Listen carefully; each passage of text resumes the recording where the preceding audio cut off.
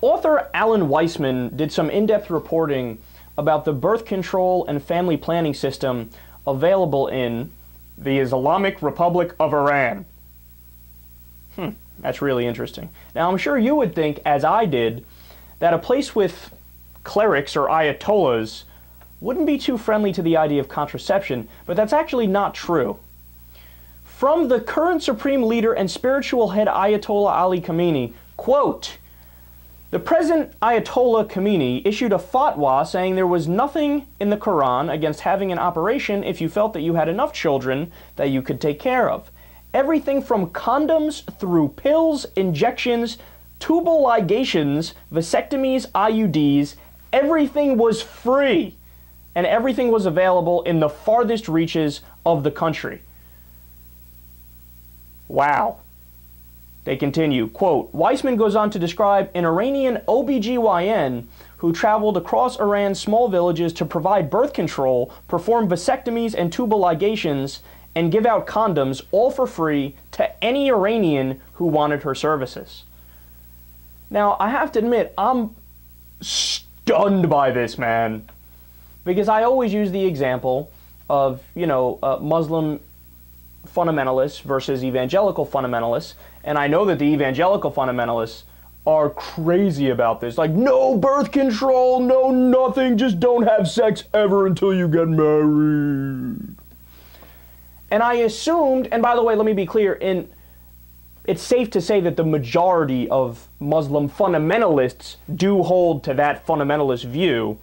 But in this case, in Iran, it just happens not to be the case. And contrast this to the policy in the United States. We have Republican attorneys general in 6 states that have vowed to keep fighting against the mandate in Obamacare that all health insurance companies offer birth control. Now realize what this is. It's such a non-issue.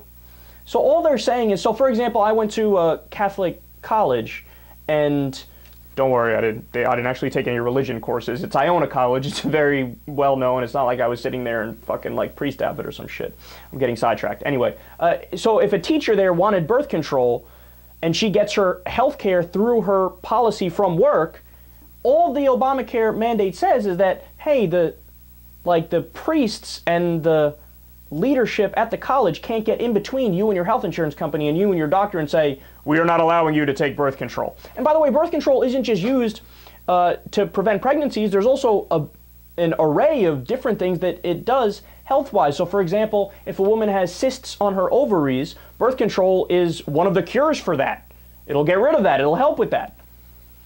So we have that going on. We also have, 52 abortion clinics, I believe, is the number, that were closed just this past year. All the different red states that are trying to do what's actually called trap laws, which purposefully over-regulate abortion clinics, make it impossible for them to keep up with it, make them spend money that they don't have as a way to backdoor shut them down.